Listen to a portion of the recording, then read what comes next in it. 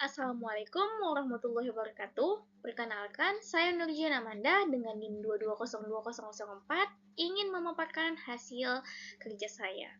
Baiklah, di sini saya akan menjelaskan mengenai peran koperasi dan UMKM dalam perekonomian. Pokok bahasan kita kali ini adalah latar belakang, tujuan penelitian, landasan teori, peran koperasi dalam perekonomian, peran UMKM dalam perekonomian, tantangan yang dihadapi, peran pemerintah, strategis pemberdayaan, dan yang terakhir ada kesimpulan.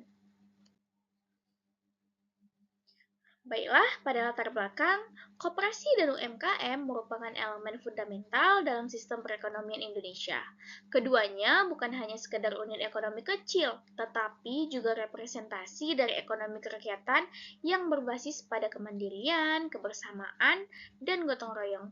Dalam berbagai krisis ekonomi, UMKM terbukti lebih tahan banting dibandingkan usaha besar, karena fleksibilitasnya yang tinggi dan keterkaitannya pada pasar lokal.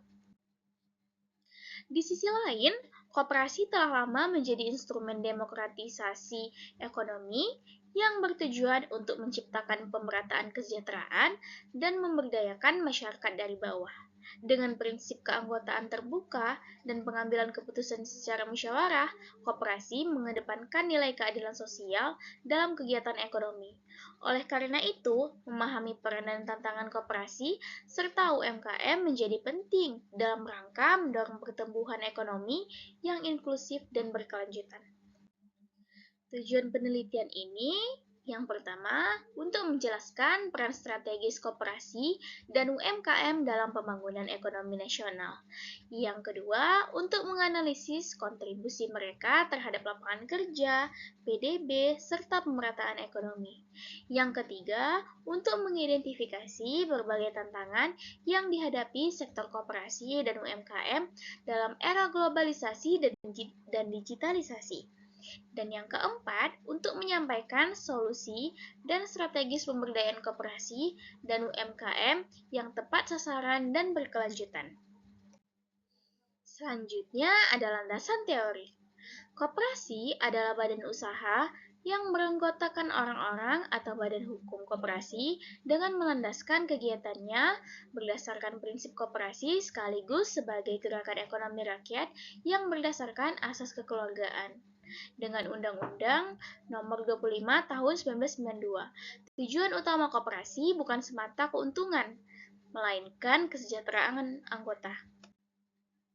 UMKM atau usaha mikro, kecil, dan menengah adalah usaha produktif milik perorangan atau badan usaha perseorangan yang memenuhi kriteria tertentu dari sisi kekayaan bersih atau hasil penjualan tahunan, sebagaimana diatur dalam Undang-Undang Nomor 20 Tahun 2008. UMKM memiliki karakteristik fleksibel, mudah beradaptasi, berbasis lokal, dan menjadi penggerak utama perekonomian informal.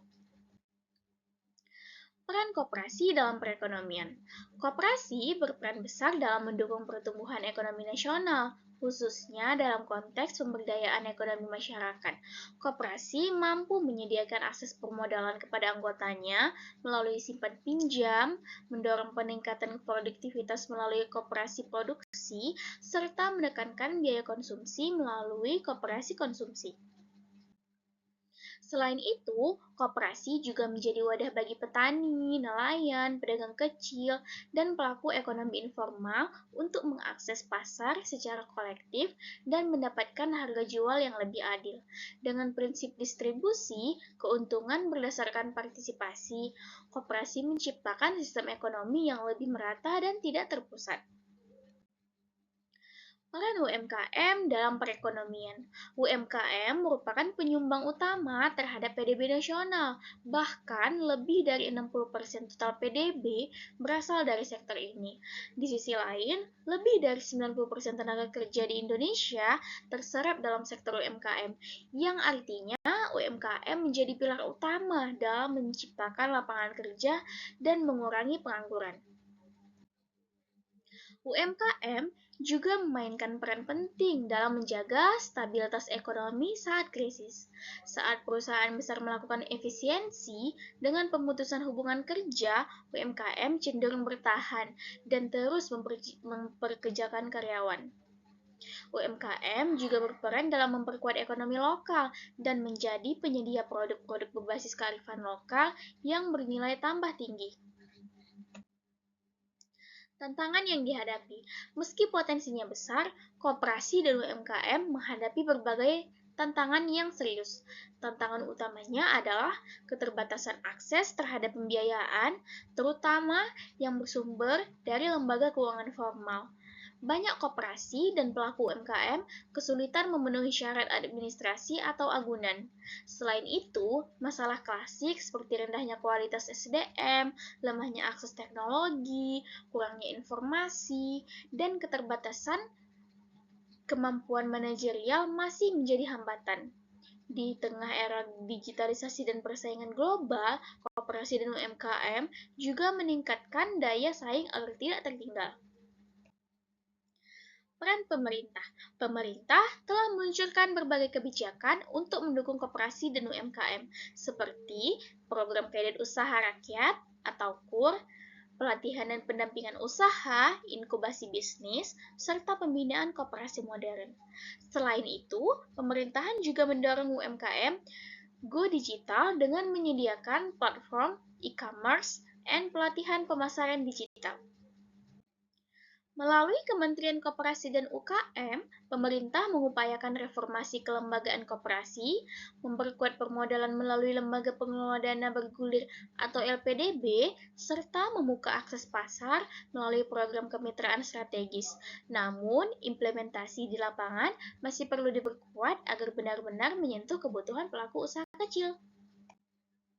Strategi pemberdayaan untuk memperkuat koperasi dan UMKM perlu strategi holistik yang mencakup.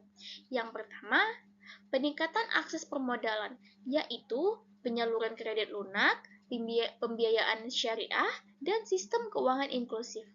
Yang kedua, peningkatan kualitas SDM, yaitu pelatihan teknis, manajerial, dan literasi digital secara berkelanjutan. Yang ketiga, penguatan kelembagaan, yaitu pembentukan koperasi modern, transparan, dan berbasis teknologi. Yang keempat, transformasi digital, yaitu akses terhadap platform digital, pemasaran online, dan logistik yang terintegrasi. Dan yang terakhir, kemitraan strategis, yaitu kolaborasi UMKM dan koperasi dengan sektor swasta, BUMN, dan startup. Baiklah, kita masuk pada yang terakhir yaitu kesimpulan. Koperasi dan UMKM bukan sekedar pelengkap ekonomi nasional, tetapi merupakan fondasi utama bagi ekonomi yang inklusif, adil, dan tangguh. Mereka berkontribusi besar terhadap PDB, lapangan kerja, dan pengentasan kemiskinan.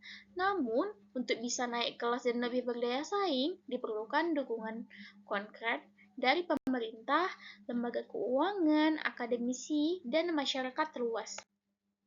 Pemberdayaan koperasi dan UMKM harus dilakukan secara terintegrasi dengan pendekatan partisipatif dan berkelanjutan.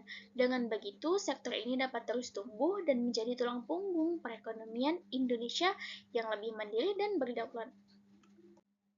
Baiklah, sekian dari hasil presentasi saya. Lebih dan kurang saya mohon maaf. Terima kasih untuk partisipasinya. Bye.